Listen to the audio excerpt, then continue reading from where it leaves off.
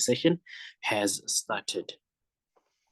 Okay, I am going to share my screen in a second, and then we are going to get started.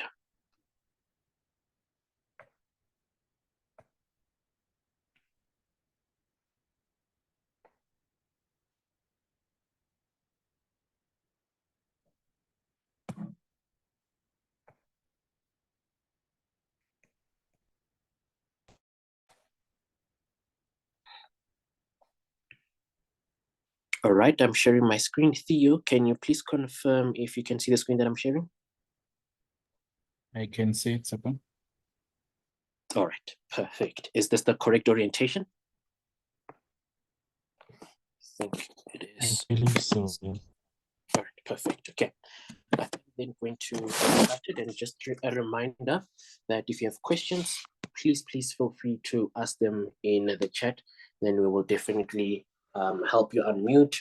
Or if you have a question that you would like us to do, maybe you can just send it in the chat, and then we'll see if we can maybe do it together here on the screen. Okay, so maybe let's start with a bit of a, yeah. Is that the landscape or horizontal? This is landscape. Okay, so yeah. Yes. All right, perfect. All right, so let's start with the summary here. So one thing that I like about statistics is that I think for paper 2, it's the easiest subtopic, or it's the easiest topic there in paper 1, right? So if you practice a lot, you definitely can get all the marks for the questions that they ask you. I think it's usually question 1 and 2, maybe sometimes 3. So they aren't generally challenging. With a lot of practice, you can get all the marks there, and it can boost you from a 70 to an 80, or from a 60 to a 70. All right, let's get started. So one of the most important things that they usually ask is a cumulative frequency polygon, right? That polygon would be what you call an ogive, right? Or an ogive, I don't know how you guys pronounce it, but it would be this line here. Sorry, let me just push this. Here we go. Just push this to the side. Yeah, so the ogive would look something like that. Okay, and where do we get the ogive from? We'd get the ogive from the cumulative frequency table, right? Now, remember that with your cumulative frequency, we are dealing with classes. On the table, we are dealing with classes, right? That's why we have interval notations. Okay, so the classes, I mean the intervals that they put there. Okay, and then for the first one, you'll see that we are including both sides. We include 0 all the way to 10. And then from there afterwards, we only do the right-hand inclusion. Okay. Okay. Then how do we go about finding cumulative frequency itself? It's always the first frequency. You see, the first frequency that we have in this case is a 2. So we write it as it is under cumulative frequency. Right, and then to find the next one, we always add. So it will be 2 plus 11, that gives us 11. So 2 plus 9, which gives us 11. Then 11 plus 15, which gives us 26, and so forth, so forth. Right, that's how we go about the cumulative frequency there. Then we also have the points, right, which is very helpful. I like just extending my graph like that so that I know how my ogive or my ogive is going to look. Then it's in terms of coordinates. Those are your points. They are coordinates, right? Now, the x coordinate will be the interval on your right. So 10 is 10, right? 20, there's 20, okay? And then the y coordinate will always be your cumulative frequency, okay? I repeat, your x will be the far right on the interval, okay, or the upper bound of your class, if I may call it that. The upper bound of your interval, or the upper bound of your class, that will be your x, and then your y will simply be the cumulative frequency. Okay, and then once you have that, you simply just plot these in order for you to get your ogive. And then it should look something like that, right? It's sort of an S kind of shape. All right, let me just zoom out a little bit. Then coming to box and diagrams, like and skewness, right? So you know your box and whisker diagram is what we get from the 5-number summary. Right now they will ask you, where is the data skewed to? Is it skewed to the left or is it skewed to the right? Okay, and what do we mean by skewness, right? So by skewness, we simply mean that the mean itself, the mean is greater than the median. Okay, this is when data is skewed to the right. Now, if data is skewed to the left, it simply means that the mean is less than the median, right? So the data is more on the right-hand side like that.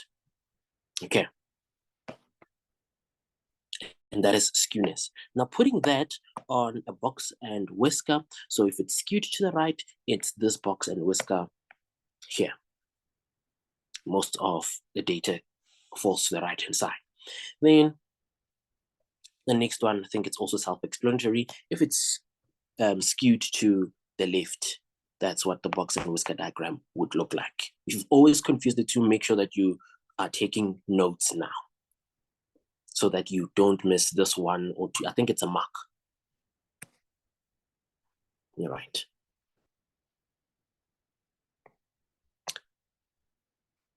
Now, this question, outliers. Okay, how do we deal with outliers, or how do we find outliers? Okay, now, the formula for finding outliers, right, is so anything that falls outside of Q1, so quartile 1 minus 3/2 interquartile range. Remember that your interquartile range is simply Q3 minus Q1.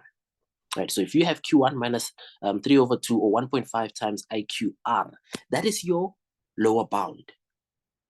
And then Q3 plus 1.5 multiplied by IQR, that is your upper bound.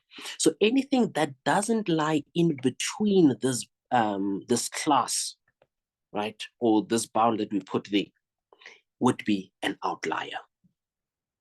If they ever ask you, is this an outlier? This is how you need to check. Q1 minus 1.5 times IQR, and then Q3 plus 3/2 multiplied by IQR. This is not given there on the formula sheet. Okay, now the diagram to the right shows an outlier at 42, which is quite evident. We can clearly see that there's nothing in between there. So this one is lying by itself on the far, far right. That's why we call it an outlier. Okay, so for example, it could be maybe there's a test that was written out of 100 marks, and then it was written by 50 students. 45 got between, out of 100, they got between 50 and 70, and then they were the 5 that got over 90. Those 5 would be an outlier. Okay. Sorry, Thabang, can you hear me? Yes. Yes, I can hear you.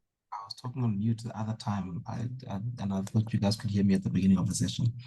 We didn't hear you, sorry. No stress, no stress. We've got a question on TikTok. And the person's asking, the 0 on the ogive, should that be included on the points on the graph? Maybe just repeat the question, because they can't hear me, only you can hear me. So they're asking the 0 on the ogive, should that be on the points on the graph? Okay, all right. So I'm going to repeat the first point of the ogive. Okay, so we get the points for our ogive from our coordinates. Okay, and what did I say? I said that the x1 will always be your upper bound, right? So as you can see, we have a table where did we get it? We got it from the upper bound of the first class, right? The 20th upper bound of the second class, so forth. Now, the Y values are your cumulative frequency, because an ogive is also called a cumulative frequency polygon. Okay. Now, if that's the case, it means that this is the very first point, right? We don't have anything before that. Because we don't have anything before that, it is not necessary for us to then ground it. This is what I do. I always start it from here.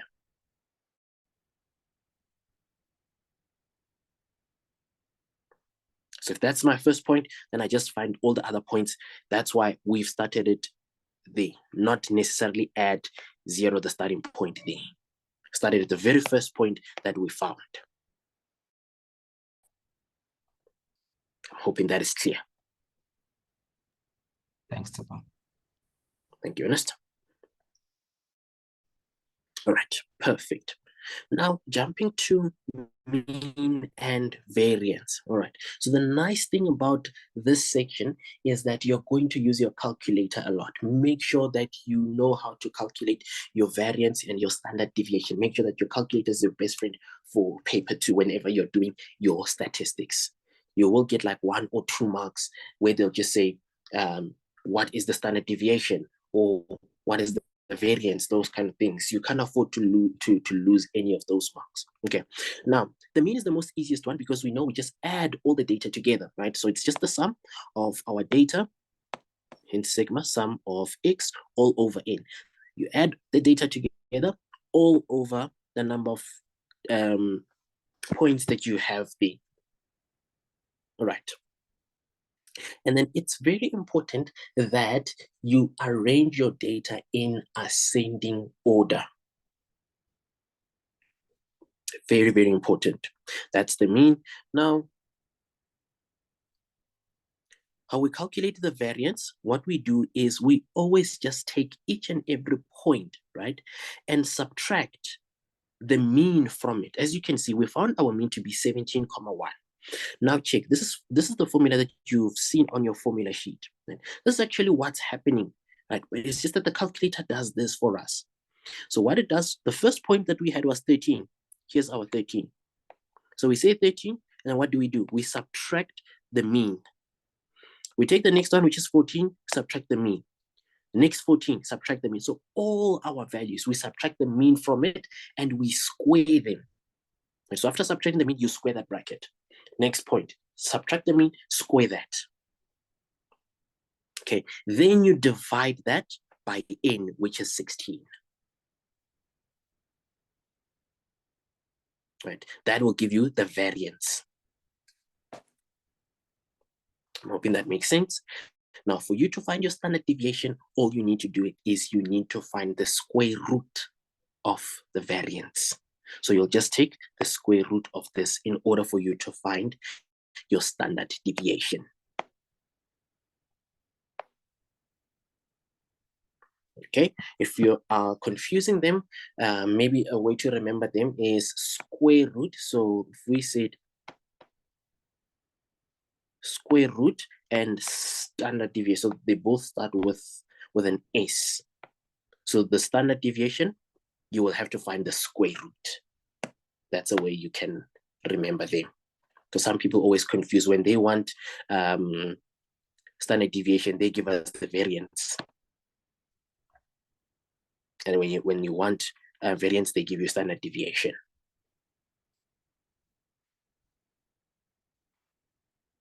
I'm hoping we're all together there.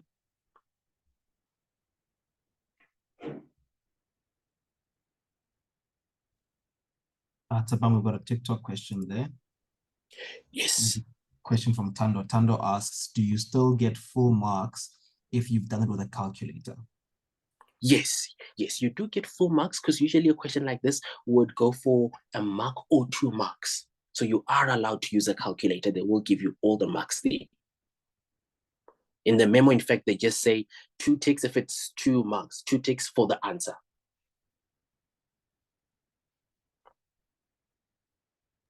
Thanks, Tsepo. Thank you. Awesome. Now, looking at scatter plots. Okay, so scatter plots, we just so this is when you are dealing with bivariate data, right? So bivariate data is, for an example, maybe let's say the height of a person versus that person's shoe size. So now it's as if we are measuring two things, right? We want to see which one affects what. So does the shoe size rely on how high a person is?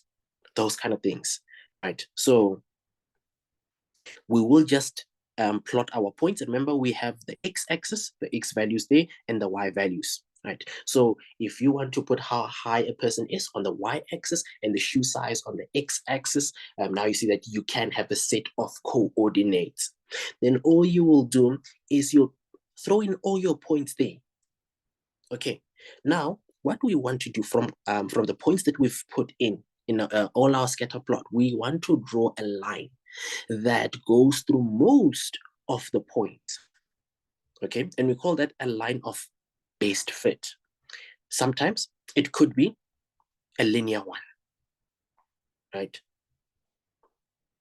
Sometimes it's an exponential one, as you can see in the picture. It just depends on the kind of question that they're asking you. All right, now, after scatter plots, we can talk about correlation. Okay. So the correlation, remember, you either have positive correlation or negative correlation. Okay, now looking at our pictures there, look at our scatter plot on the left-hand side, right? As you can see, these points are just all over the place. We can't make sense of it at all, right? Even if we draw a line like that, doesn't work, right? Because none of the points are close to this line. They're just all over the place. Even this one on the right-hand side, if we draw a line through it, none of the points are close to that line, right? So there's no correlation on those. Okay. Now, looking at the weak positive and weak negative correlation. So check here. Let me just zoom to its maximum. Now these ones, they are not perfectly linear, but if you draw a straight line there, right, you can touch quite a number of points, right? And this one here, you also can touch a number of points, right? But they're still all over this line. That's why it's a weak positive correlation. And on the right-hand side, we have a weak negative correlation.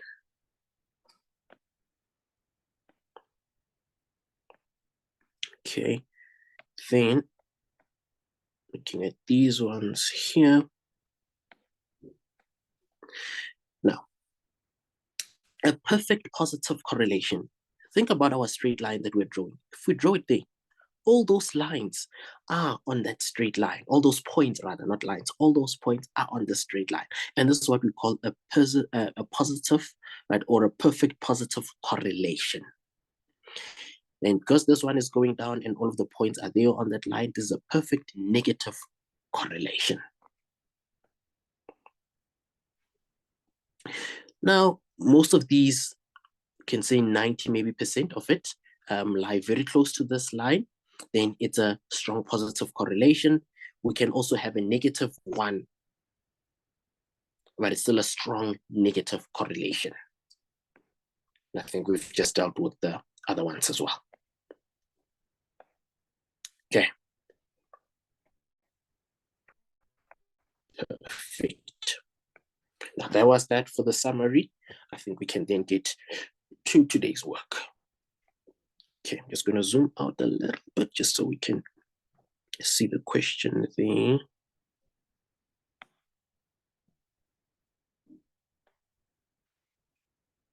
All right. Please make sure that your calculator with you, so that if you are not too comfortable with finding some of these functions on your calculator, we will do it with us. Okay. So let's see. The first question, Tumi conducted a survey on the distance the different teams that the Tokyo Olympic Games travel from the hotel to get to the stadium on a specific day and their corresponding petrol use in rands. Okay, so we have distance to the stadium versus petrol in rands. Okay, Sorry. now this, yes? Sorry for cutting through your flow. No problem. I think might have just come a little bit late. Tando was just asking range for the correlation. I think on your notes there were specific numbers in terms of the range for the correlation. What is it? What's the number if it's weak? What's the number if it's strong? What's the number if it's perfect? Like perfect is 1, no correlation is 0, but the ones in between, how do you know when it's weak or strong? Okay. All right. Perfect. Thank you so much. I'm going to come to that question.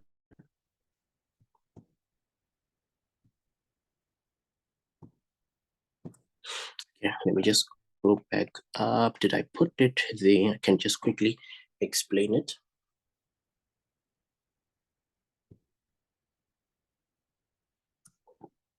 I don't have it there, but I can just write it. Okay, so if R equals to 1, then you have a perfect positive correlation. Okay. Now, if R is roughly 0.9, then you have a strong positive correlation.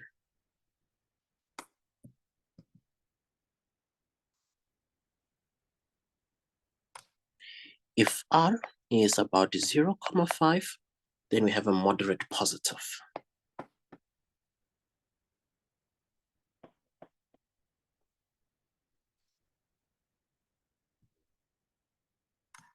If R is maybe about 0.2, then you have a weak positive.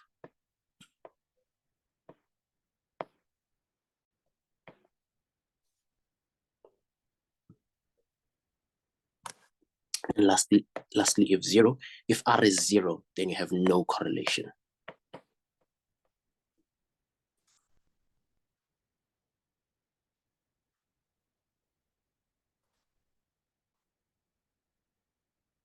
Okay, then the other part is if, okay, you can just maybe take a screenshot of that quickly before I move it out. If your R is about negative 0.2, then you have a weak negative. I'm gonna move up a little bit. If R is negative 0.5, then you have a moderate.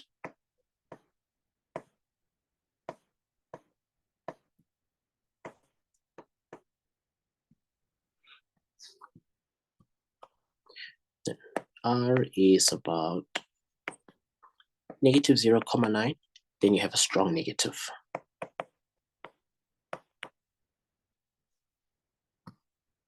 Then lastly, if R is equal to -1, then this is a perfect negative correlation. Let me just do that a little bit so you can have everything there if you want to take a screenshot. Okay, that looks like it's a positive, but it's actually a negative. Let's just fix it. Just like that. I'm hoping that is clear.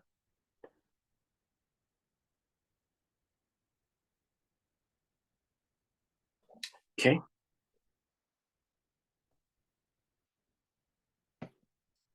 That's clear. I'm just gonna erase some of these out. So I'm gonna need that working out space.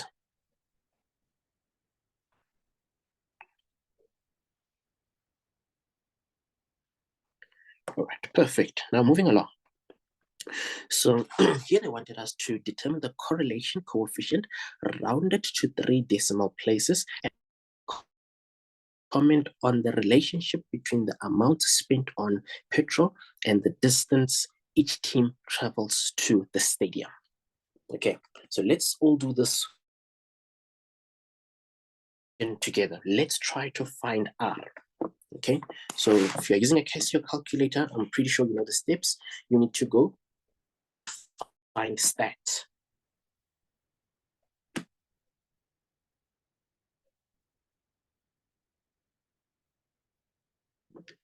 Okay, so here is our data point. You can try to find R, and my R is giving me 0,847.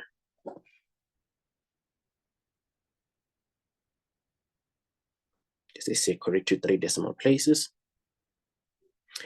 Now, they also said what? And comment. So don't just give them R only. Comment.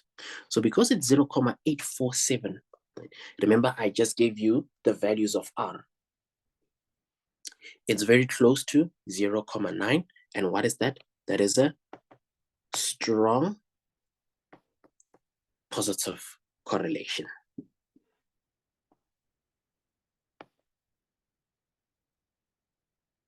I'm hoping we're all together there. Remember, if you have questions, please feel free to use the chat.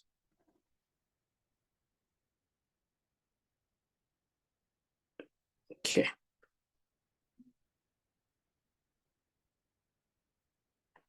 Now, moving on to question B.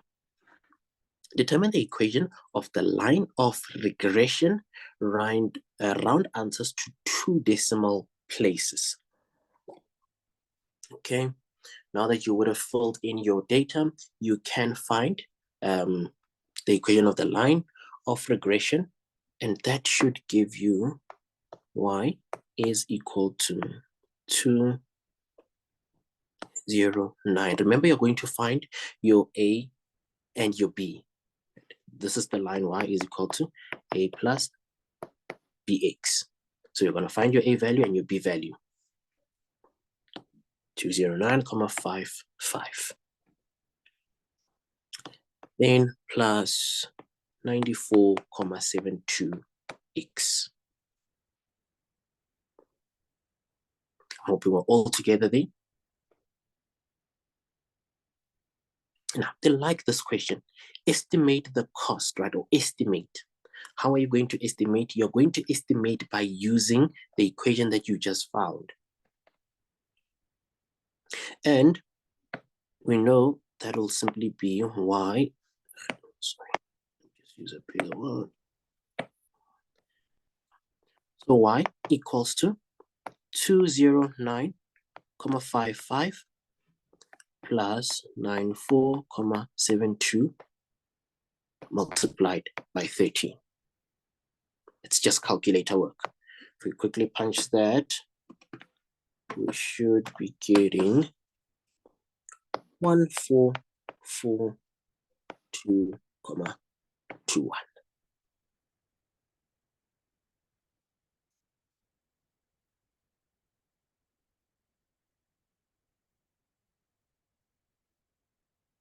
Hope we are all together there. Now they're asking, is your answer in C reliable? Give a reason for your answer. Yes, it is reliable. Yes, I think that's a question. Moving a bit fast. Okay, and I'm gonna asking you to repeat also. Asking me to repeat which one? I think the last part there, because Masiho was saying they haven't started with grade 12 stats as yet and they don't understand anything. Then the Petro was saying you're moving a bit fast there. Okay, I'm going to try and slow down. Okay.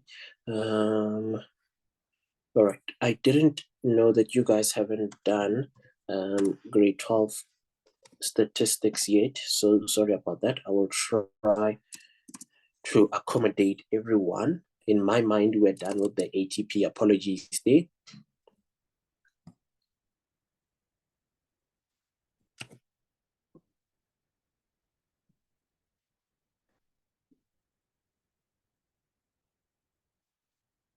Okay, just a second, please.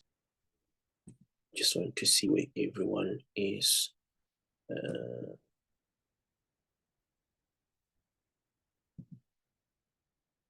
Then I will repeat this question.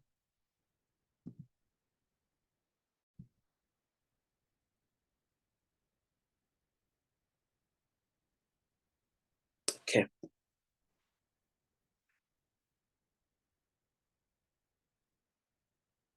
So let's go back to C. Right. They're saying estimate the cost of petrol if a team lives 13 kilometers from the stadium.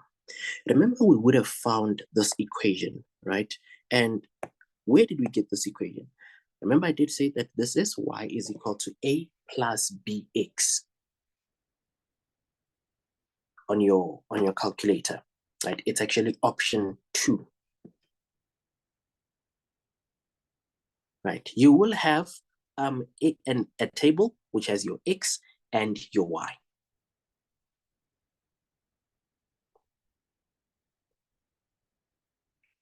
Then in that table, what you fill in are these here, are the points that we got from our table.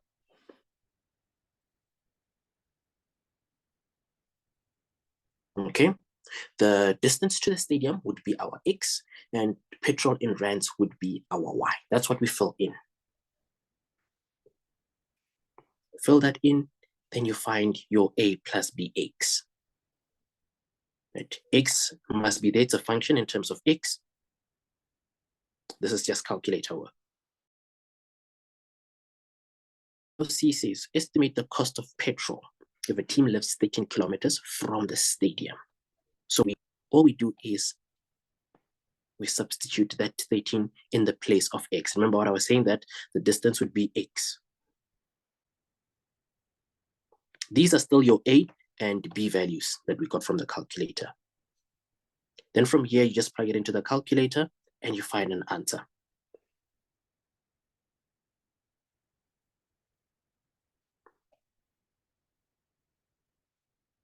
I hope you are all together there. It's happened. Yes, dear.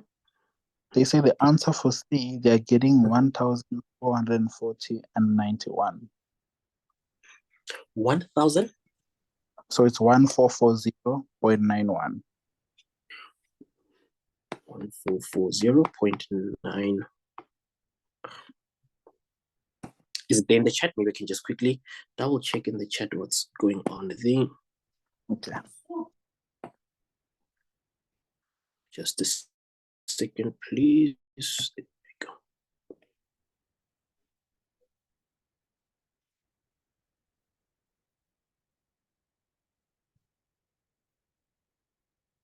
Okay, so 1,440.91. Okay, I think on my side, I did not convert. Please don't use the rounded answer. Please keep it as it is from the previous ones. Right, if that's the case, I can quickly just change it. It looks like we're all getting 144. It might be my mistake with the rounding, 1,440.91.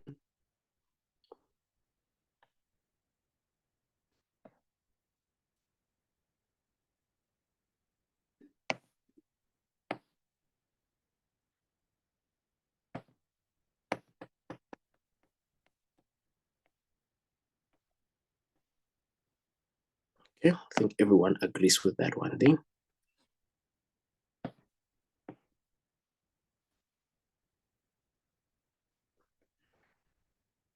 Thank you, Theo.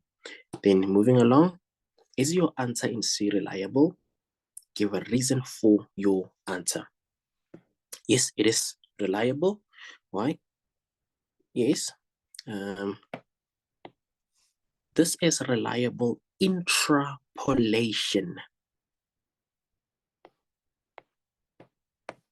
You can say we used reliable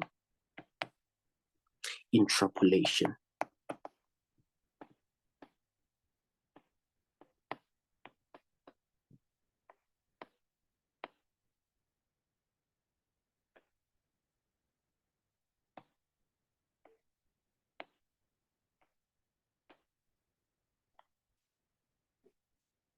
right? We just used the equation from our data points, and we interpolated what how much it would cost if it lived 13 kilometers from the stadium. Because our equation, our line of regression, talks about this here. So what we did is very much reliable. We didn't just take a wild guess.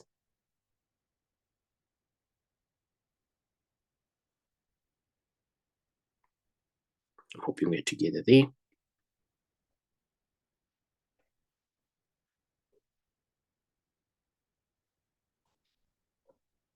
Okay, I'm going to try and slow down so that everyone is with me on the same page. Here they're saying the number of goals scored in each match played by two women's hockey teams, Australia and New Zealand, during the 2008 Beijing Olympics is shown in the table. Okay. So it's Australia versus New Zealand. Then we can see the number of goals. Okay. In the matches. Now, they're saying the box and whisker plot has been drawn for the Australia team's results. Then draw a box and whisker plot for the New Zealand team using the scale below. Okay, I'm going to zoom out a little bit so that I can put my numbers there so I can see. All right.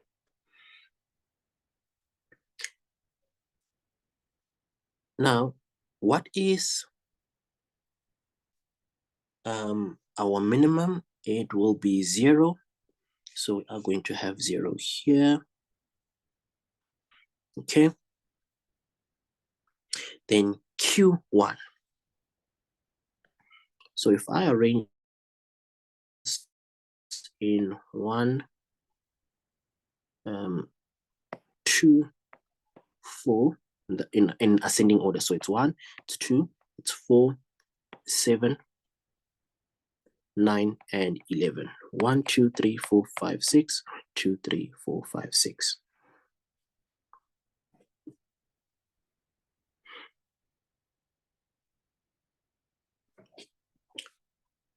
Five number summary.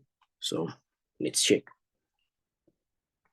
Now, what is our maximum going to be? Our maximum is going to be at 5 because we're looking at the number of goals. So we're looking at the number of goals. We're going to have 5 as our maximum there. Remember, this is just the frequency of how many times we saw 5 there. So just to do it this way so that it's not complicated or confusing.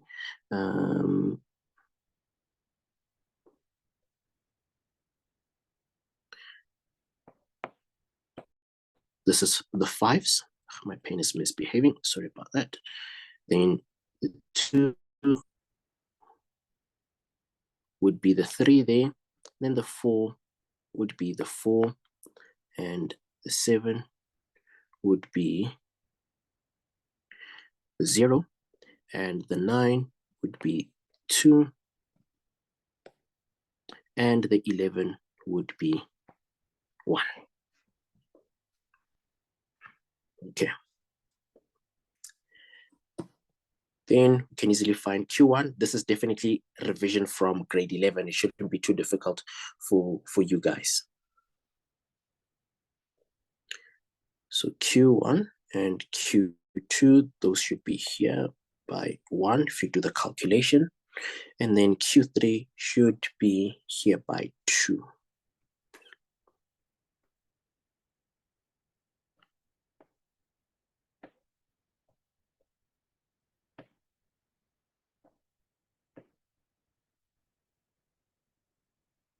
And then what is our maximum? We said it's 5. So all we do is we just join the points together.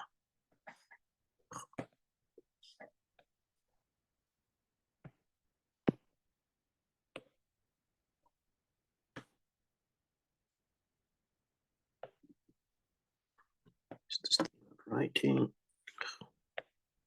Just a second. Let me sort out my iPad here.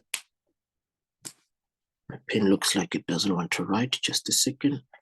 Apologies for the delay.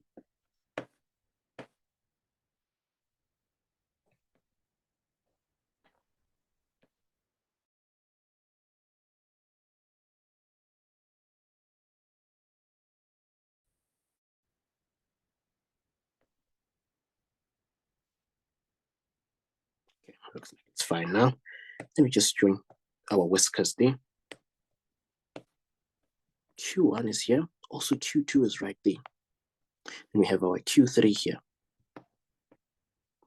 We have our max. And we have our min.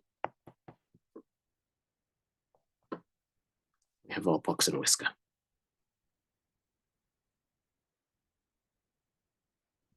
Now B. Using the two box and whisker diagrams above, compare the results of the two teams mentioned. Which team was the better team? Give a statistical reason, or give statistical reasons for answer. All right. Now,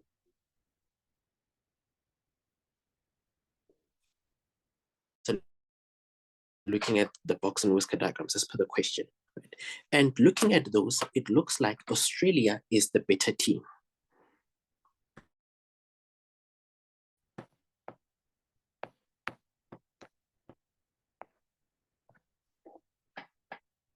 Okay, I'm gonna switch to a different Wi-Fi. It looks like my device doesn't like the one that I'm connected to. Just bear with me for a second. Let me stop sharing so I can my Wi-Fi. So Tsapang, I think while you're busy with that, I'll quickly just jump in. There was a question on TikTok where someone was asking around explaining interpolation. So I think while you're busy, it's fine. I'll just quickly just explain, just as a recap. You know, again, interpolation, you've got interpolation and extrapolation, right? Which those are two methods of basically making predictions. So you get given a certain amount of data, but then they ask us to make predictions about what's going to exist at some point. So maybe we knew that today's weather was, let's say, 10 degrees. Tomorrow is 12 degrees. The next day is 14 degrees. The next day is 16 degrees. And then they say, well, what would it be on the following day, right? So because that's now an example of extrapolation, I'm going to make a prediction based on something that's outside of my data set, right? I don't know whether it was going to go up or down. I'm just assuming because the trend has been up, I'm going to assume it's going to continue going up. That's extrapolation. Whereas interpolation, you're making assumptions and based on what's inside your data set. So if I said to you, Monday was 10 degrees, Tuesday was 12 degrees. I don't tell you what Wednesday, but I say Thursday was 16 degrees, right? Then you can make it an assumption, say, okay, the general trend is up. Between Tuesday and Thursday, it went from 12 to 16. It's been going up by 2 per day. So I can assume it's going to be 14 on Wednesday. That's interpolation, making assumptions or making guesses based on something that's within my data set. A number that's going to be between my minimum and my maximum, or within my range, as we call it. If the guess you're making is outside of your range, so that the guess you're making is lower than your minimum or higher than your maximum, that's an example of extrapolation that you are dealing with. Okay, I hope that does help a little bit, and Tsapang, I'll hand back to you for everything else. Thank you. Thank you so much, Ernest. I've just switched. Can you guys still hear me? Please confirm. Yes, we can hear you. I'm just waiting for your screen share to come up. Perfect. My screen share is coming up. Just a second.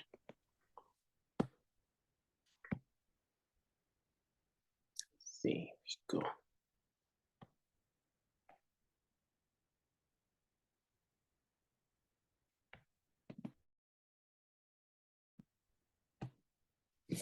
Right, my screen share should be there.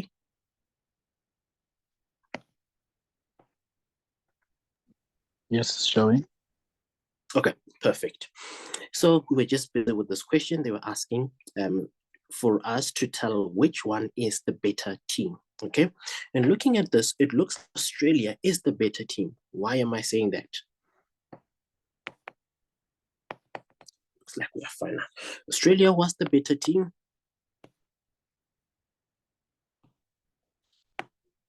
Or not. What is going on with my device today?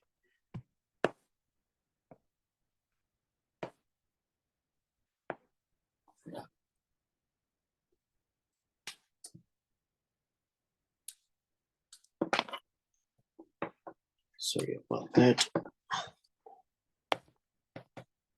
Australia is the better team.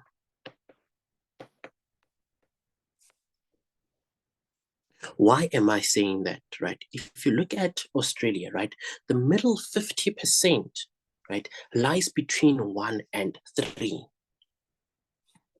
So I'm going to say middle 50% lies between 1 and 3, right? Whereas the middle 50% for New Zealand lies between 1 and 2.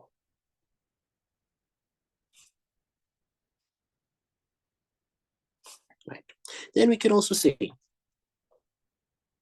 just by looking at it, that 25% of Australia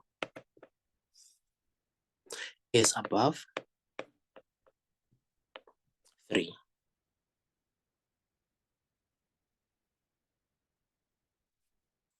Whereas 25% of New Zealand is above only 2. And that's how it answers such a question. You get your 3 marks there. Right, Sapan? Yes, dear? Would it be correct if someone says it is symmetrically skewed? It's Prudence asking there.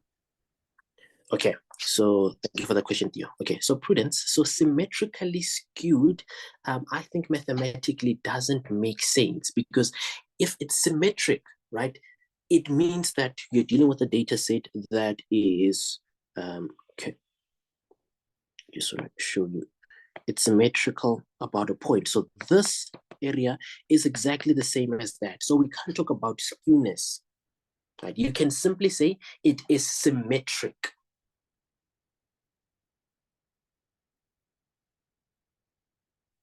Not symmetrically skewed. I'm hoping I'm making sense there.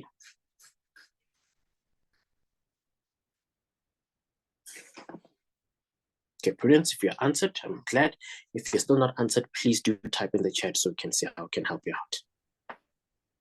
There's another one from TikTok. They are saying negatively skewed. Is that correct? Negatively skewed is correct.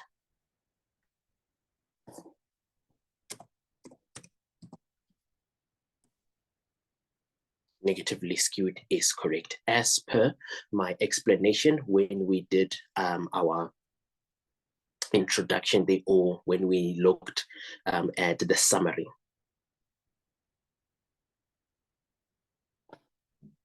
Okay, perfect, thank you. Looking at question 4. I'm going to zoom out a little bit. I'm hoping you guys can see. Let me just read the statement first before I go to the graph. The BMI can be used, or the body mass index can be used as a measure of a person's general health. The World Health Organization uses the table to categorize people as underweight, normal, overweight, or obese. Okay, so if your BMI is less than 18.5, you are classified as underweight. Between 18.5 to 25, that's normal. Between 25 and 30, that's overweight. And greater than 30, it is said to be obese. Okay. Now, The BMI of a randomly chosen group of 185 Olympic spectators was measured, and the results are shown the ogive below. Okay, now use the ogive to determine the percentage of spectators that fall into each category.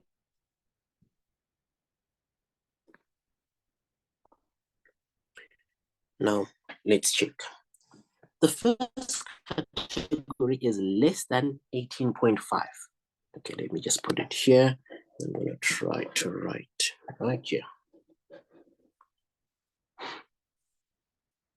So less than 18.5, this will give you 0%. Now the next one is between 18 to 25.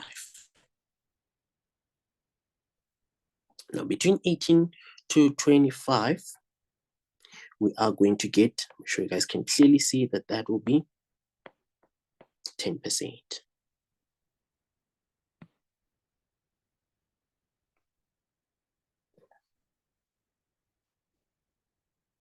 Next one, 25 to 30. 25 all the way to 30. That's a plan. Yes, dear. There's a question from TikTok. It says, where do we ground the graph? Where do we ground the graph? Okay, perfect. So the graph, as you can see, it's grounded just over 15. Okay, and where is this? What point is this? This is the 18,5.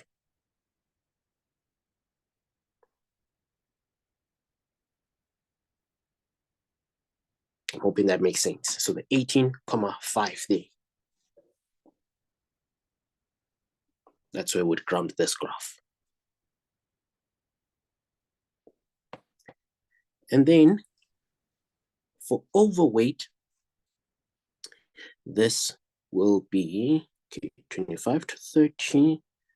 That is about 88%.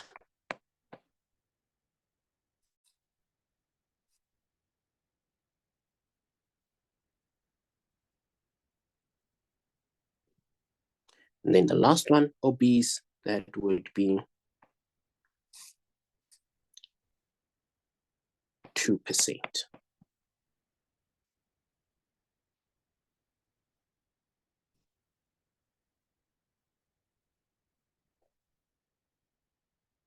Okay. Now, what is the BMI of a spectator in the 50th percentile? Okay. What is this statistical measure usually called? Now we're talking about 50th percentile. Okay. And if you remember very well, when we are talking about the average, right? Sorry, the average is just giving you an overall.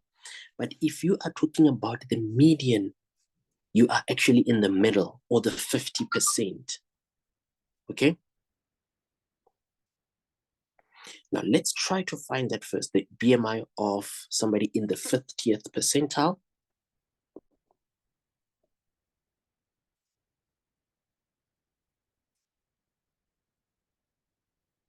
And that is, just take it down,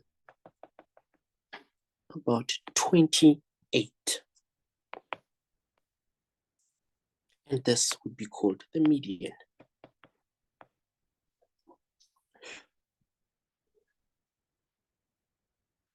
I'm hoping we're still together there.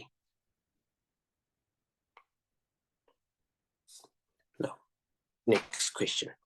In what percentile would a spectator with a BMI of 29 fall? BMI of 29. So if 28 is there, maybe 29 is somewhere here.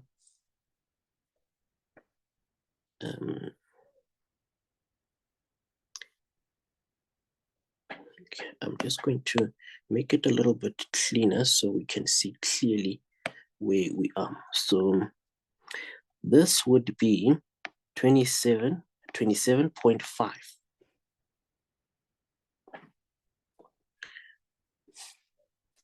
Let me just go back to the question. They were saying 29. So 29 is very, very close to 30. Can maybe just put, so 28 can be somewhere there, and 29 can be somewhere there. So I just need to take that up.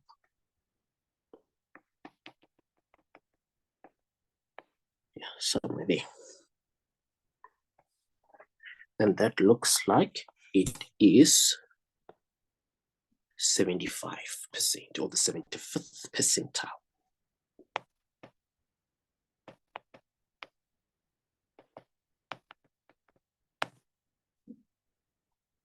I'm hoping that is clear for everyone.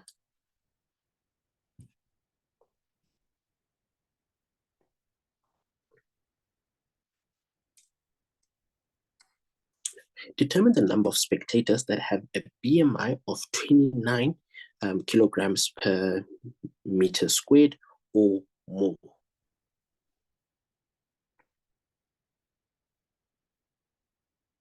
So that we know this would be what?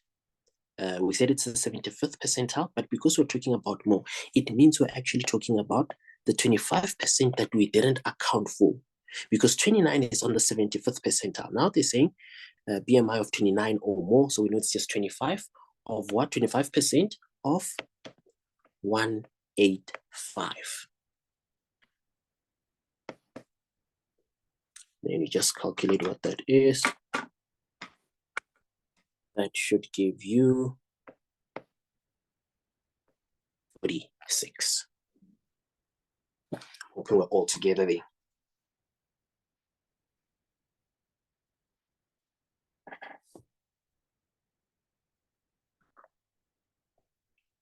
Okay, if you have a question, please remember to use the chat.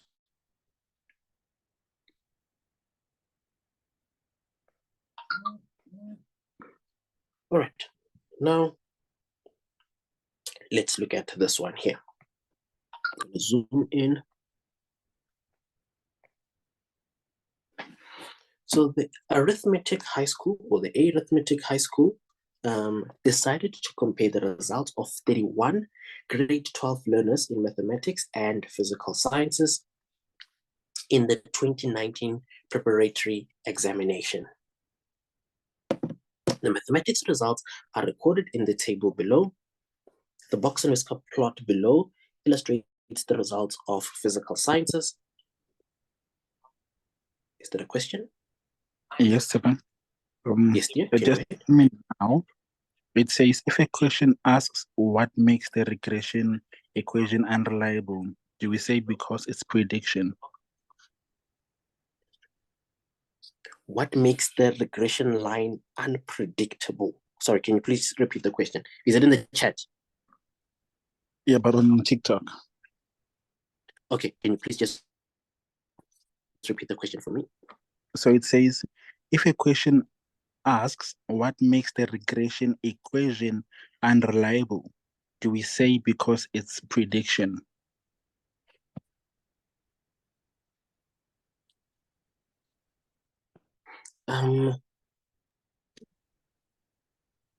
No. I'm thinking the regression, what would affect the regression line. I understand where they come from when they say regression, but it is because of the outliers that are present. I'm guessing I think that will that is what would affect your regression equation if there are outliers present.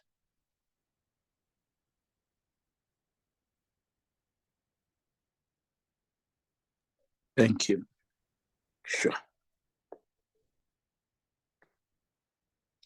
So as I was saying there, the mathematics results are recorded in the table below. The box and whisker plot below illustrates the result of physical science. Marks are recorded as percentages. So these are the mathematics results. Okay, and then the physical science one, they give us the box and whisker diagram. Now, 1.1, calculate the mean mark of the mathematics learners. All right, so we know we are dealing with 31 learners, and then the mean is just adding everything up, okay, over 31. You can quickly do the adding with me. So 7 plus 11 plus 15 all the way until 96. Okay, I've already plugged these, just need to find the answer there. This should give you 1581.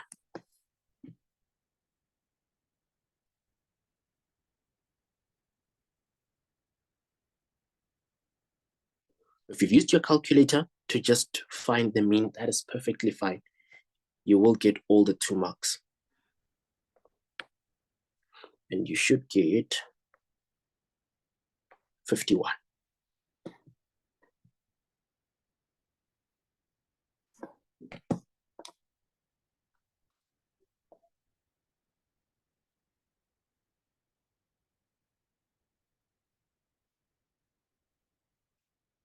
Okay, I'm hoping we're together there.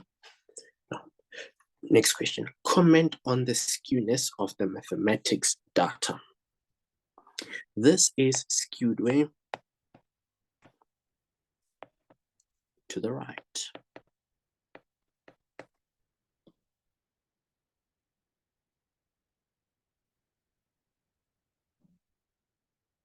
If you want to say positively skewed, that is perfectly fine. You'll get all the marks there.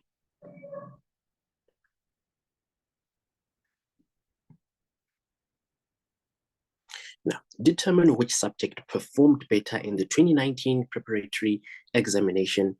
Give a reason for your conclusion. Excuse me, Tsepan. Yes, dear. A question says, why to the right? Why is it to the right?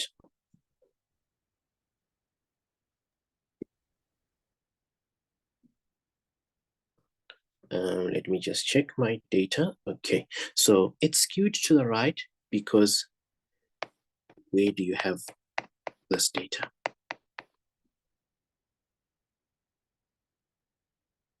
So the mean is greater than the median.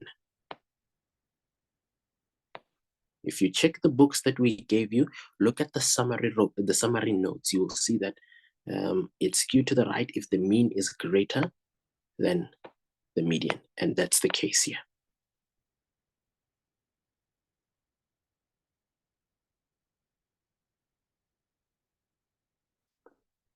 Okay.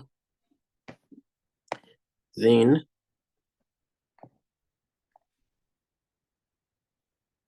on 1.3, determine which subject performed better in the 2019 preparatory examination. Give a reason for your conclusion. Okay, which one performed better? So let's. I think that's another question. Yes, please go ahead. Yes, dear. So it says, but that is of physics, not mathematics. Am I the one who made a mistake? Okay, I get what they say. Yes, they're absolutely right. Comment on the skewness of the mathematics data. I did it based on the physical science box and whisker diagram. They're 100% correct for that. Thank you for spotting that. I made a mistake because what's in front of me, I actually forgot about the data that is above. I'm looking at the box and whisker diagram.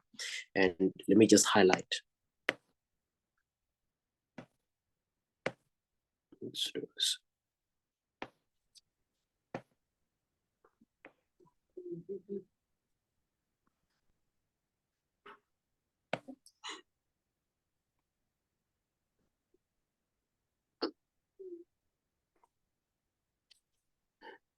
Okay, now we're going to check, right? So the mean greater, let's check if the mean, if it's still skewed to the right, if the mean is actually greater than the median, right? Now, as you can see, this is in ascending order, and we have 31. So Okay, 6, 9, 12, 15, 18, 21.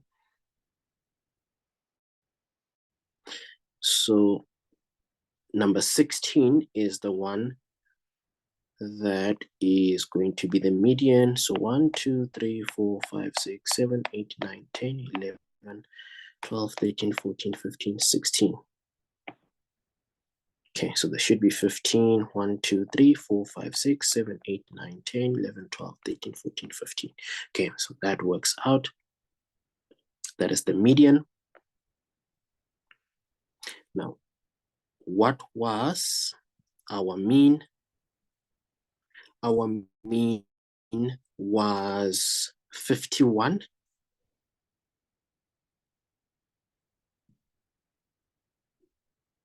Now, because our mean is 51, I'm gonna erase that. This must be skewed to the left. Thank you for spotting that. We are talking about mathematics, not physics. It was definitely my mistake, and I apologize for that. Thanks, Theo.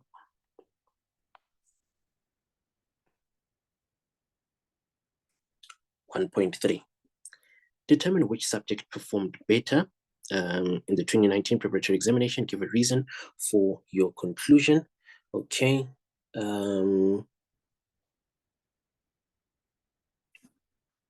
Let's check. I can already tell, remember, looking at our box and whisker, that we have Q1 here.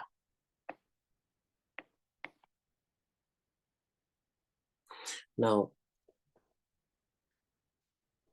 for physical science, I'm going to say this. I'm not concluding it, but Q1 for physics is 40%. Then let's try to find Q1 in mathematics.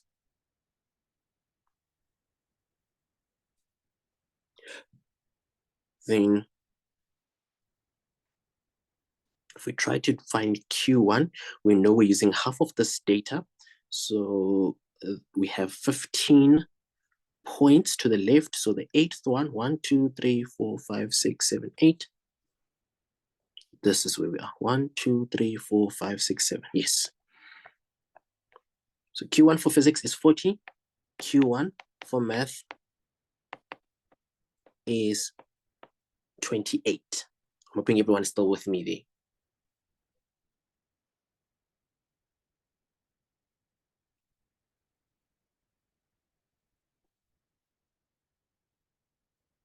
Now let's conclude. So this indicates, let me just move it to the right.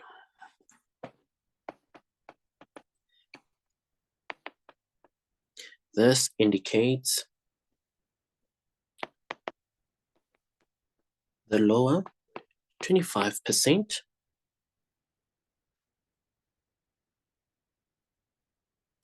of the class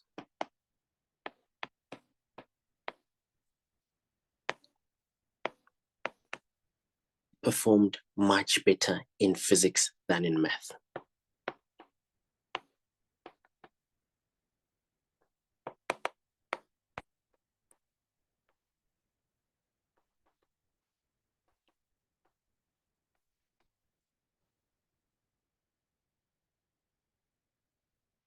Then you get your 2 marks there.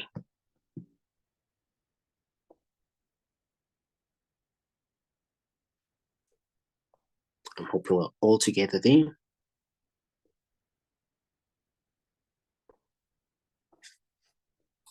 (1.4). Write down a possible mark for a learner who achieved the 10th lowest mark in physical sciences.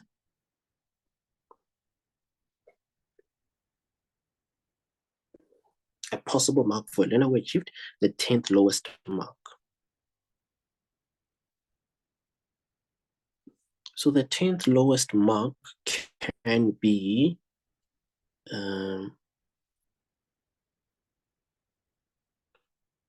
Remember, if this is Q1, then it means we are talking about 25%, which is 1, 2, 3, 4, 5, 6, 7.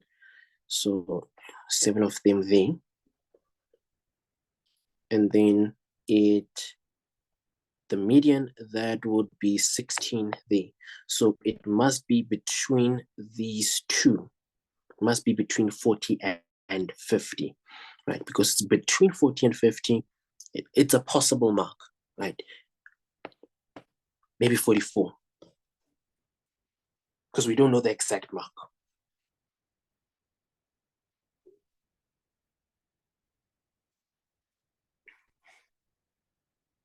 I'm hoping we're together there. Tepang, Yes, dear. they're asking for you to repeat the previous question, please. The previous question. Okay, so determine which subject performed better in the 2019 preparatory examination. Give a reason for your conclusion. Okay, so what I did is I found Q1 for both. Okay, so the first quartile. Now for math, the first quartile or Q1 is 40. Sorry, for physics, the first quartile, Q1, it's 40. For math, the first quartile is 28. Okay, now what does that tell you?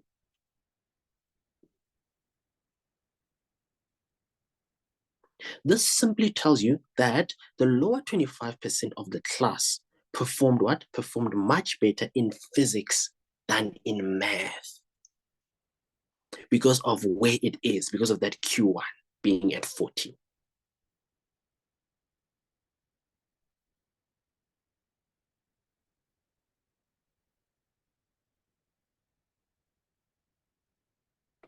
I'm hoping that makes some kind of sense. I usually like explaining it using a table like this, that if you're looking at Q1, firstly, we find our median, right? Let's look at the mathematics. We find our median. Here's our median.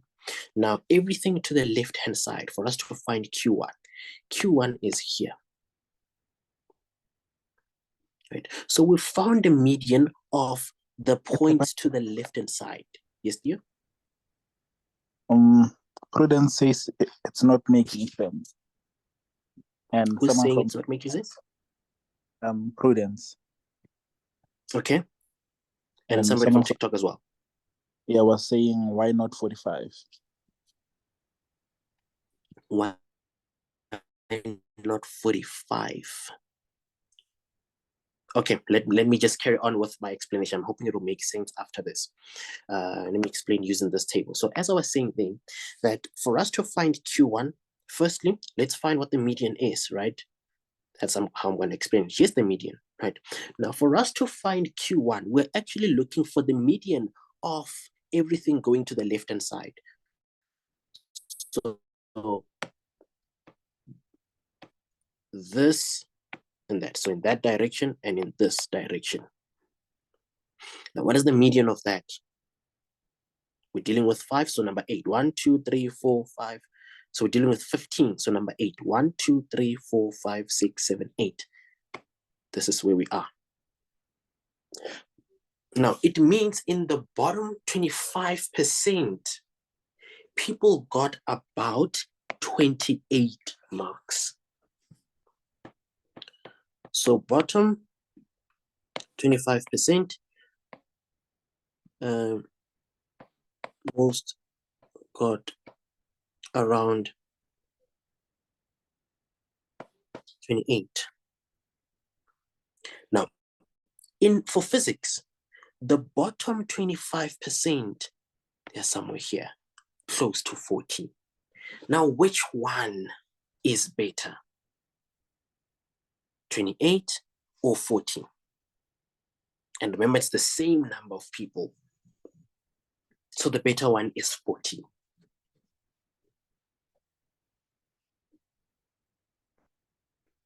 That's why we're saying this indicates the lower 25, the bottom 25% of the class performed much better in physics.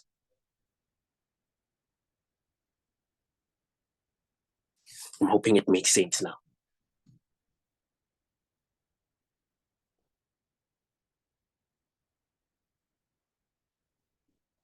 Okay. No further questions. I'm going to continue. Just watching time as well.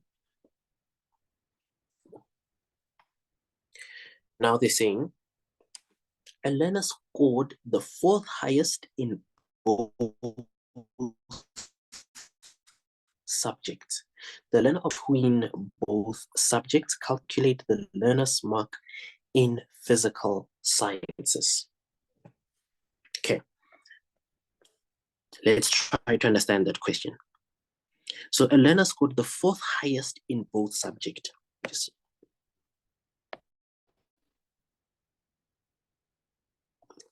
4th highest in both subjects. The learner obtained the greatest possible, that's very important, greatest possible difference between both subjects.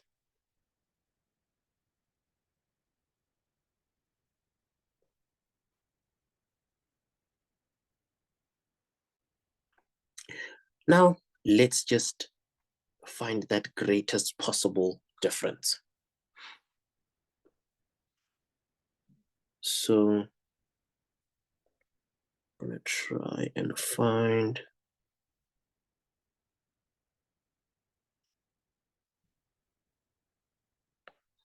for physical science, we know we are dealing with this one. Just counting because it's the 4th. Right? Remember, we're dealing with 31 learners, and this person is the 4th highest.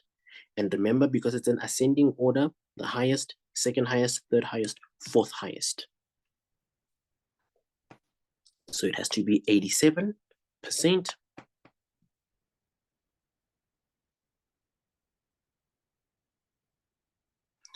Then what else do they tell us?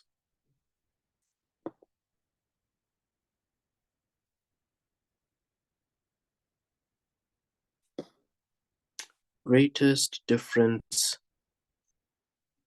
I'm going to check.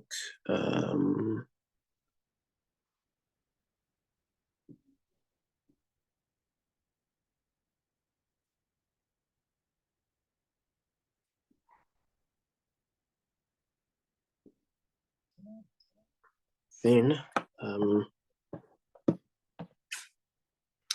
looking for physical sciences here. Got the one from math. I'm just trying to see if I'm not the one who forgot something or is not seeing something. If there's something that I'm not getting and you can clearly see it, you're more than welcome to just alert me in the chat. Otherwise, I'm just looking for the 4th in mathematics. Sorry, in physical science.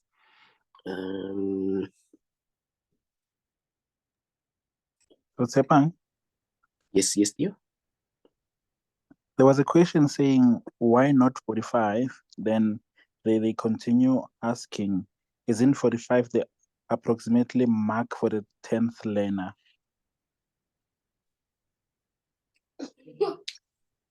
Is it not the approximate mark for the 10th learner?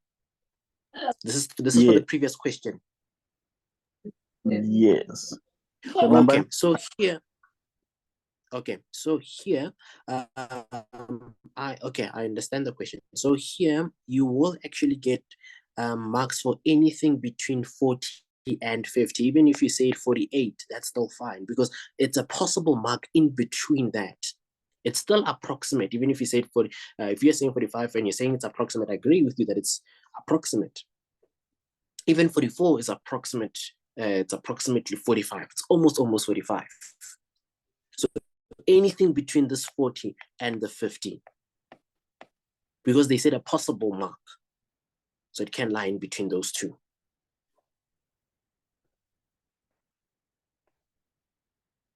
Okay, was there another one? I think I've answered it actually. Okay, we were just busy with this one here.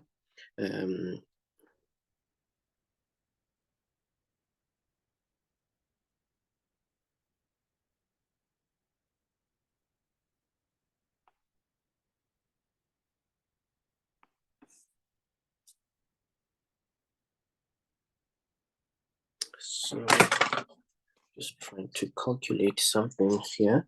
I think they might they might have forgotten to give us some piece of information here. I'm just going to try and see if I am winning here.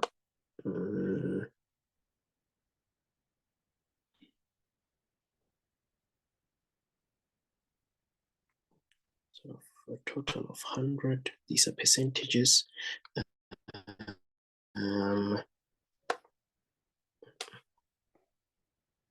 It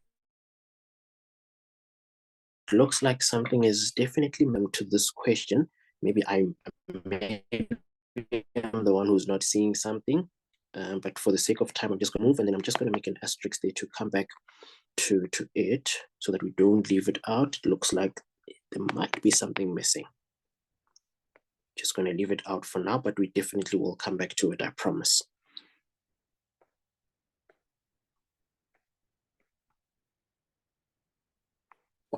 Okay, now moving on here. Here's another question. The question is raised by many educators. So a question raised by many educators is whether the result that a learner achieves in an examination is dependent on the time that the learner takes to complete the examination. Okay, the average time taken by each of the top 10 mathematics learners was recorded. The data is represented in the table and scatter plot below.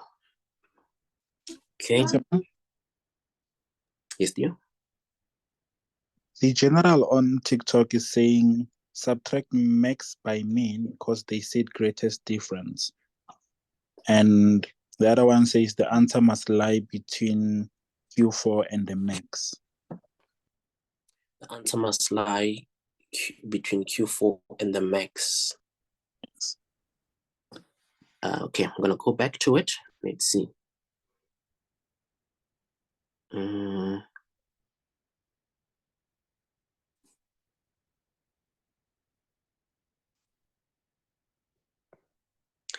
If I subtract, so 87 minus 5,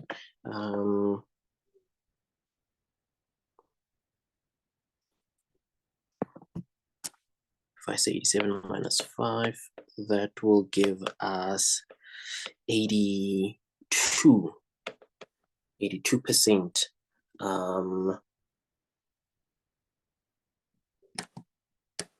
Okay. I'm not too sure if that is right, but thank you so much for that, General. I'm just going to double check it. I'll also just send it to my colleagues to check in the meantime for me. Okay, I've just noted it down. It could be 82%. They say max is 100.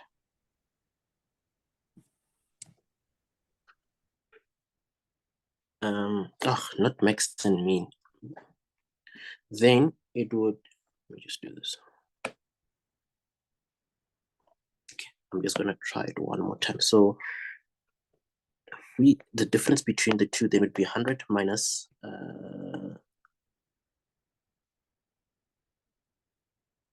87%, which will give us 13.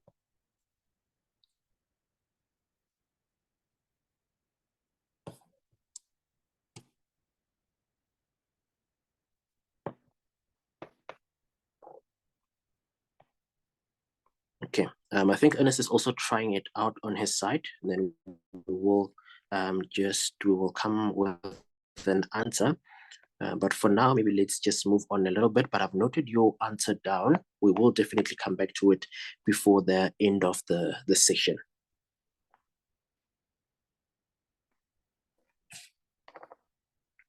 Okay, so coming back to this one. A question raised by many educators is whether the results that a learner achieves in an examination is dependent on the time that the learner takes to complete the examination. The average time taken by each of the top 10 mathematics learners was recorded. The data represented in the table and scattered below.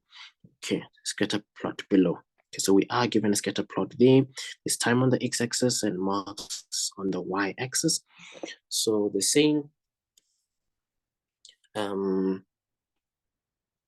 Calculate the equation of the least squares regression line for the data.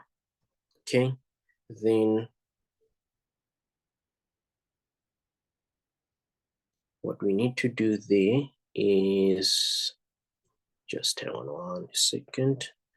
Equation. So we can actually do this on our calculators. If you have your calculator, let's quickly do that as well.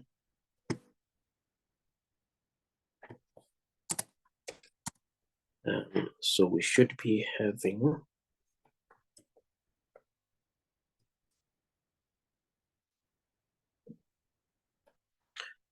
our A, I'm finding A to be equal to 12,41.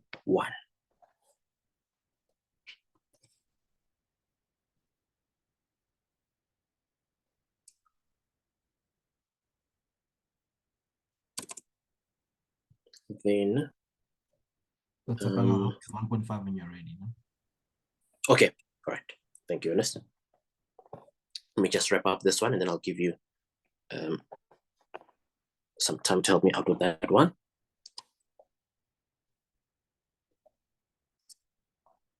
So A is 12,49 and then our B is 0,49. Then our equation will be 12,41 plus 0,49x.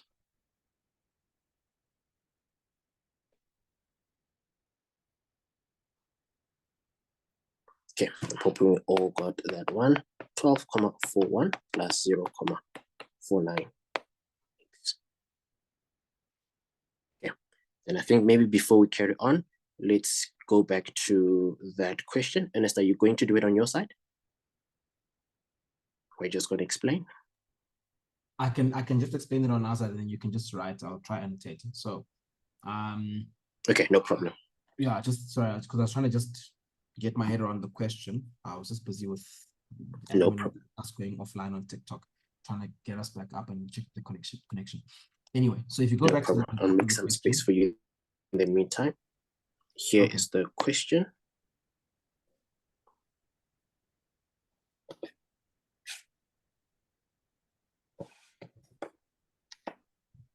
If you go, sorry, just I need you to go up again, just so we can look at the data. Again, okay.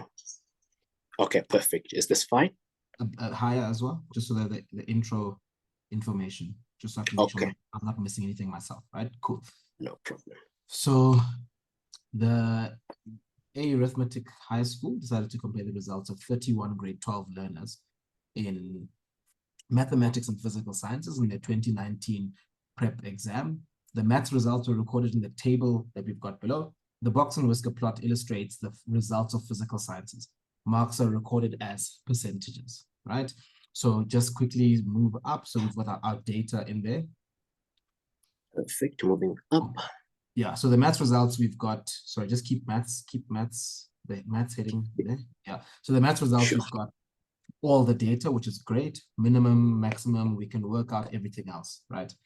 But the science results, we don't have that much information. We only have our 5-number summary, right? Meaning we've got our minimum, our maximum, Q1, Q2, and Q3.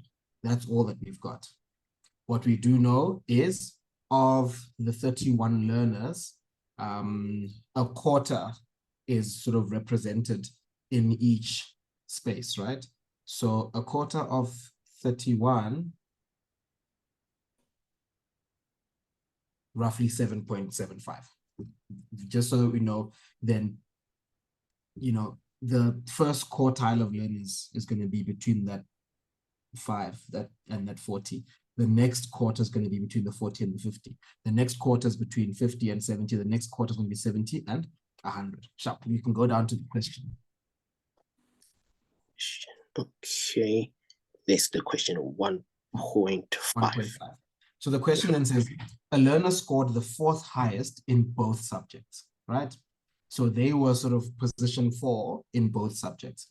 The learner obtained the greatest possible difference between both of these subjects. Calculate the learner's mark in physical science. So let's quickly go back up so we can look at the data. Right? So now looking at the data, in maths, it's quite easy. It's very easy to know who that learner is, right? And what mark they got. If I just try and annotate your screen. Yes, you can. Sorry, I'm just trying to see my option to annotate. Okay, it's not quite there, but 87%, right, is the fourth highest mark. You've already marked that one out. That's very clear. So we know exactly what they got for mathematics. Now, let's go look at physical science. Now, with physical science, they are the fourth highest, right? We just worked out each of those quarters, each of those segments is going to be roughly 7.75 learners. So we know that that person is going to be somewhere between 70 and 100, right? We know for a fact that they're not going to be 70 because 70 is our Q3. They are not Q3. They are someone above Q3, right? In that case there. And then we need to then say, they said, quickly go down. There's the last piece of information we need to then be able to solve this.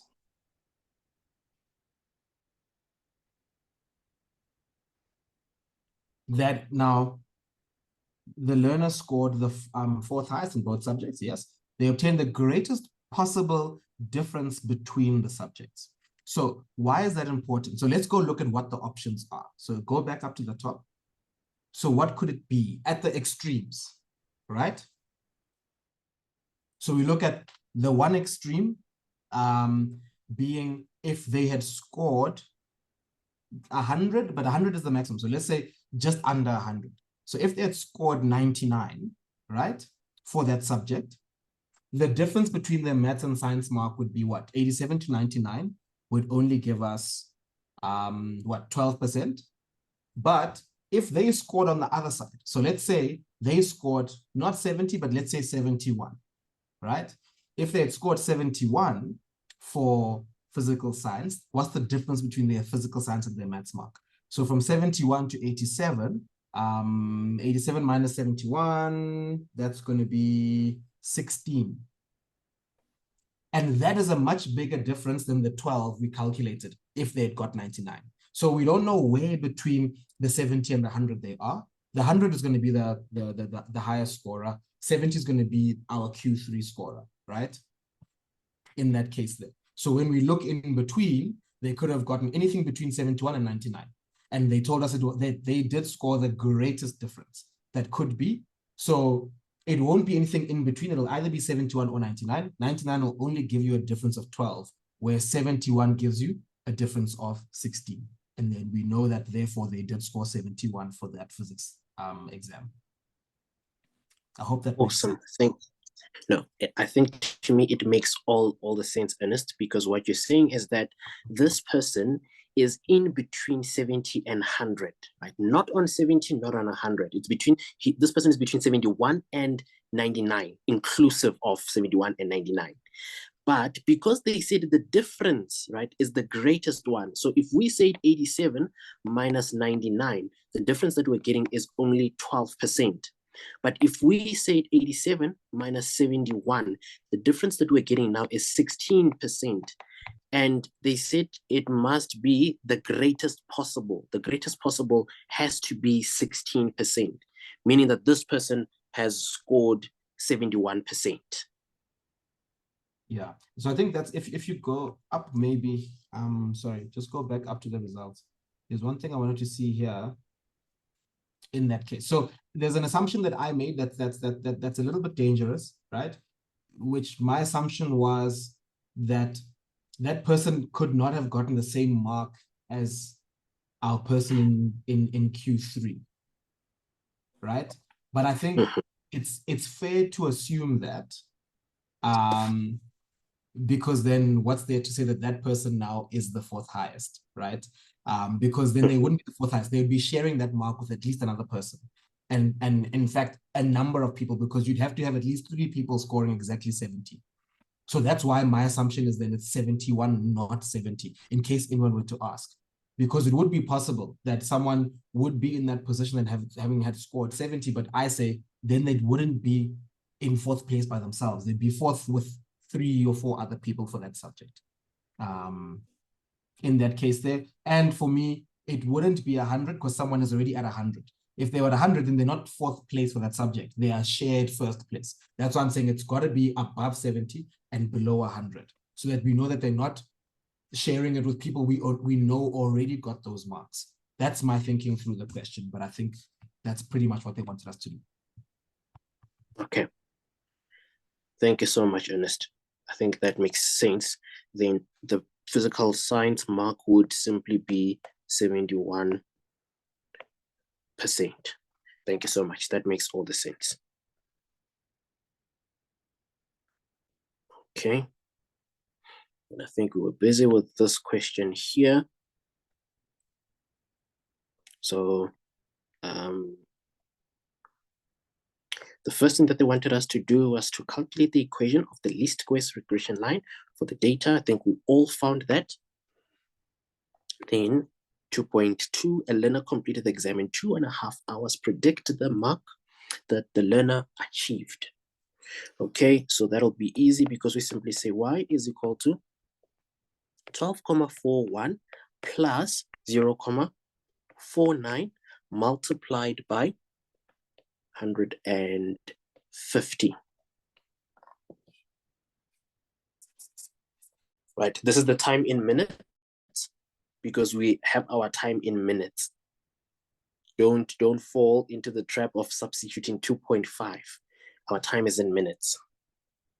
Okay, if you're struggling with that, this is 2 hours and then 0.5 hours, meaning that this is 120, this is 30 minutes, and then add the 2, get 150. Then from there, it's just calculator work. And we should be getting 85.91%.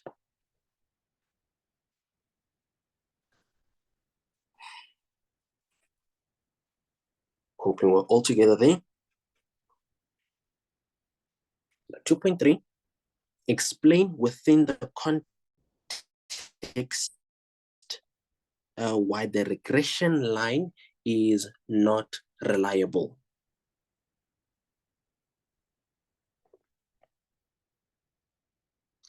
Okay, so what we're going to do here is we're going to look at the y-intercept, this guy.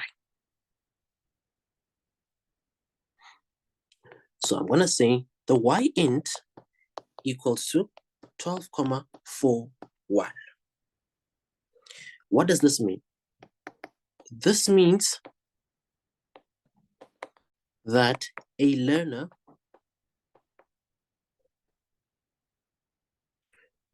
who did not even begin the test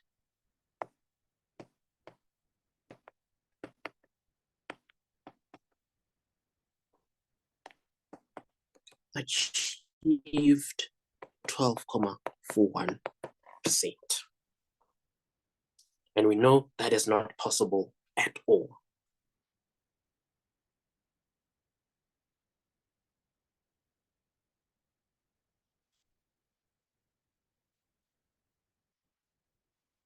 Hoping we're all together there. If you have questions, remember to just use the chat. Otherwise, I'm going to move a little bit quick, but I'm going to make sure that you guys are with me.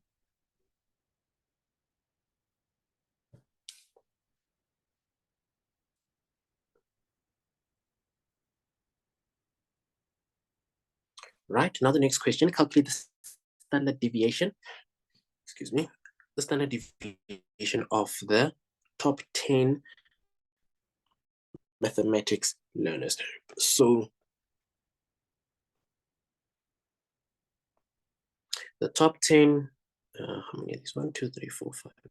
1, 2, 3, 4, 5, 6, 8. Okay, so it's just all of those there. Then that shouldn't be a problem at all. Remember, in the beginning, we did discuss the standard deviation. That is the square root of the variance. And here you don't have to stress. You just rely on your calculator. It's just 2 marks. Right? And they literally give you 2 marks for the answer. If you just all plugged it into our calculators, we should be getting 10,28.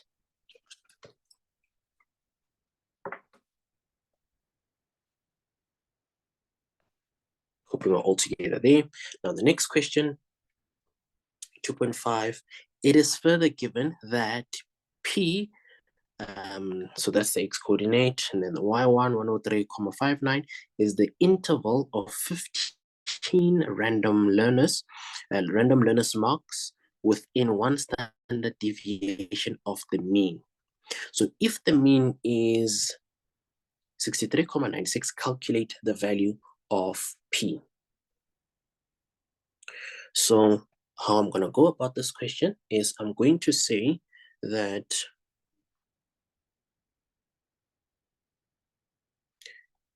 (63,9) minus the standard deviation must be equal to P. Then 63,9 plus standard deviation must be equal to 103,59.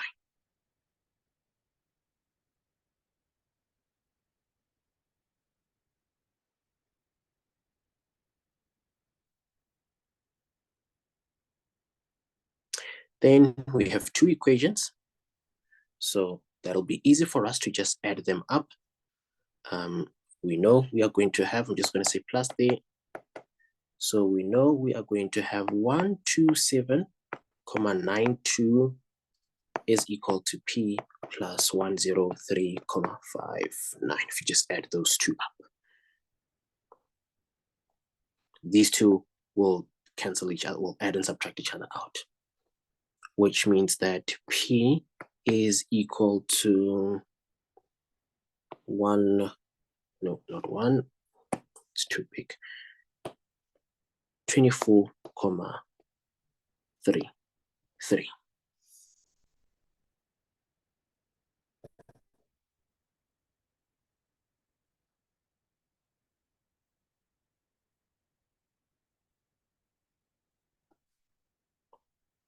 Okay, hope we're still together. There are no questions in the chat. I think everyone is still fine.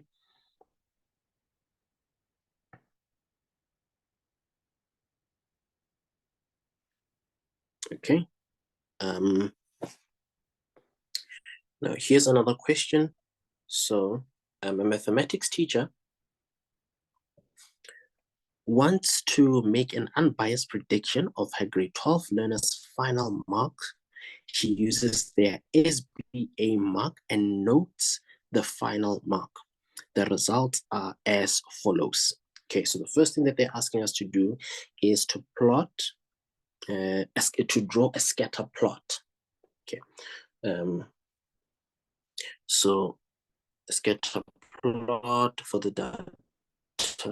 Yeah, okay, so this one would be quite easy, right? I don't have enough space to do, but I'm going to, so on your x-axis, you're going to have your SBA mark, right? And your y-axis is just going to be the final mark. So as you can see, you have a set of coordinates, right? And your scale can go in tens. Then that.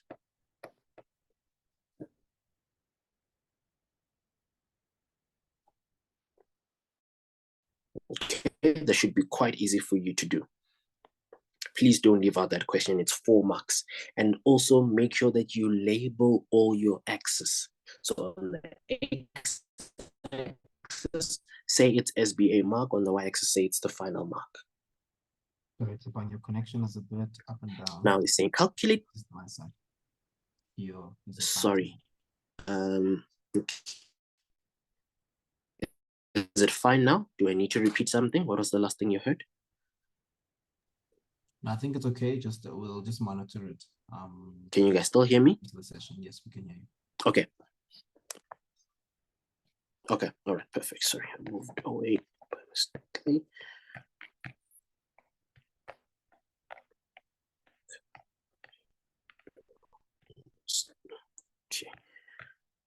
this is where we were. Okay. So 1.2, calculate the correlation coefficient for the data. Calculator work. Okay, your calculator, your Casio calculator is your best friend. And if you plug that in, your R must be equal to 0.94. You get 2 marks just for that, just for the answer. Don't have to show any calculation. Is the SBA mark a reliable predictor of the final mark? Provide a reason for your answer. Right, so because of my R, I'm going to say the strong correlation between SBA, the strong correlation between the SBA mark and the final mark. This implies that the points lie close to the least squares regression line.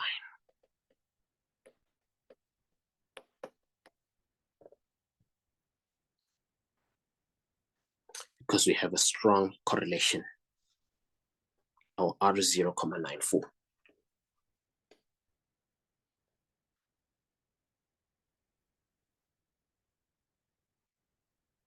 Okay.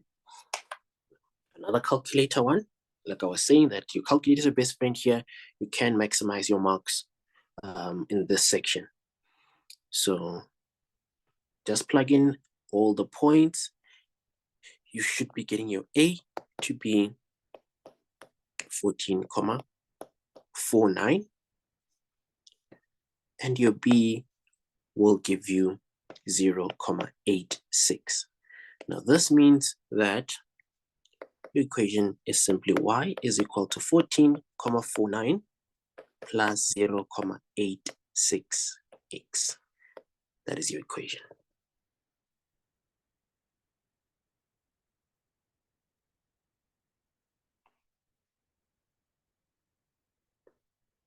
Okay. Predict Toby's final mark if his SBA mark was 66%. That's one of the easier questions because all you do is you substitute 14.49 plus 0.86 into 66. That should give you 71.25%.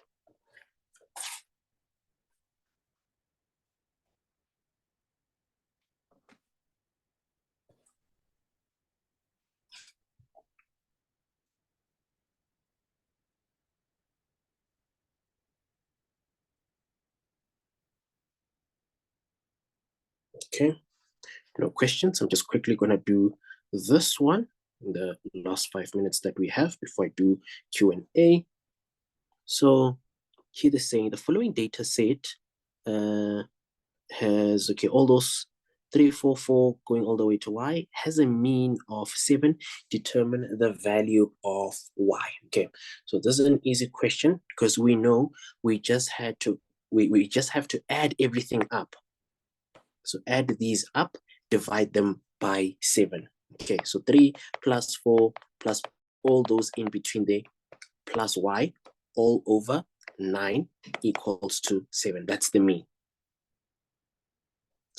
Okay, then if we add those all up, so that's going to be 24, 34, 40, okay, to 55. So we have 55 plus y over 9 equals to 7. Then that's easy math for us to solve because we'll just cross multiply. Then our y is going to be 63 minus 55. Then y gives you 8.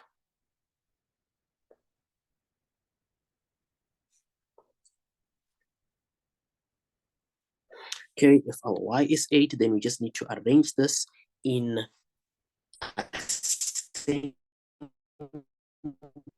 order. Okay, so 6, so there's an 8 here. So 1, 2, 3, 4, 5, 6, 7. Now our median must be the fifth one. 1, 2, 3, 4, 5. It must be 5. Sorry, it must be 6. It's number 5. I'm saying it's 5, but it's number 5, but it's 6. 1, 2, 3, 4. Yes, number 5 is 6. This is the answer.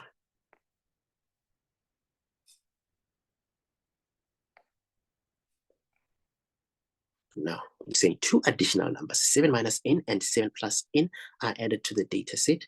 Calculate the mean of these 11 numbers. Okay, the mean is not going to be a problem at all. Why is it not a problem? We just add everything up. So we know it's just over 11. Okay, so 3 plus 4 plus all the way until the second last one, which is 7 minus n, and the last one is 7 plus n.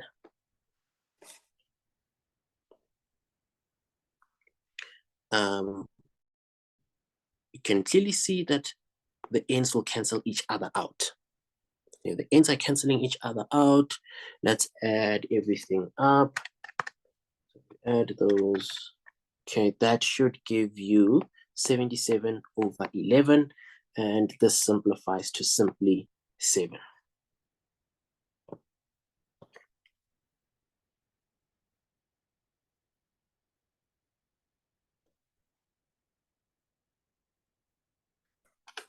And then the last question, determine the standard deviation if the data points that are within one standard deviation of the mean lie in the interval between 3 and 11, all inclusive. So including the 3 and the 11 on both ends. Okay, so determine the standard deviation. So to determine that, what we can do is I'm going to take the left-hand side and say that x bar, the mean, minus the standard deviation must be equal to 3. Then I know that this is 7 minus the standard deviation, which is equal to 3. And the standard deviation must give us 4. If you use the right-hand side, I'm pretty sure you are going to get the same answer because you have the mean plus the standard deviation is equal to 11. And this is 7 plus the standard deviation, which is equal to 11. Then take the 7 over. You also have it as 4, and it does work out. All right.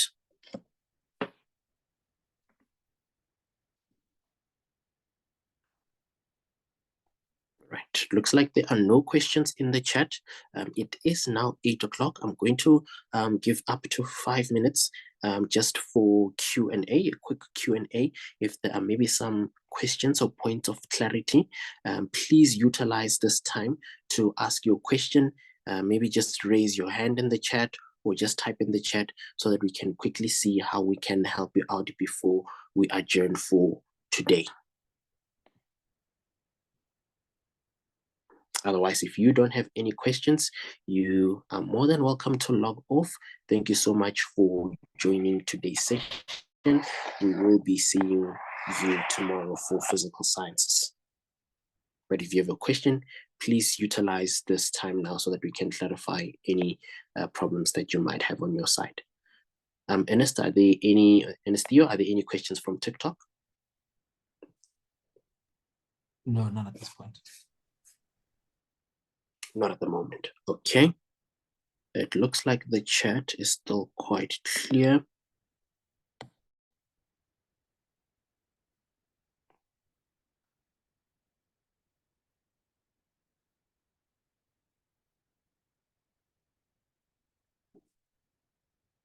Okay, I'm seeing somebody, Charlotte is asking to repeat 2.2.1.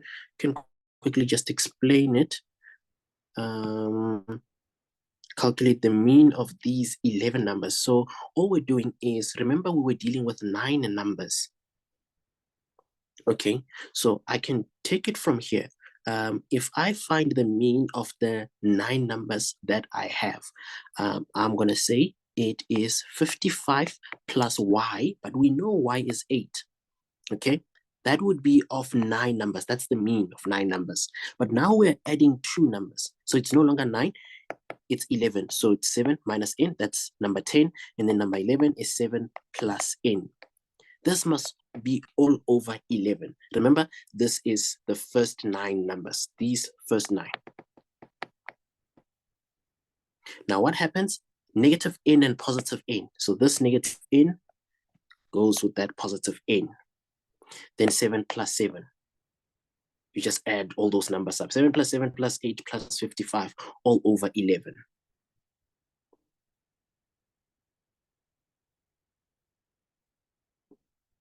Then that should work out.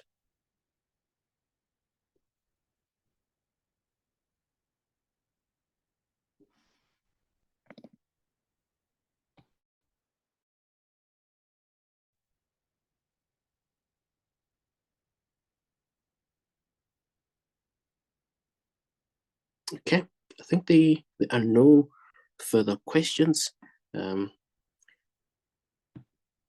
Theo, I think if you are ready on your side, you can take us away with the awesome outro.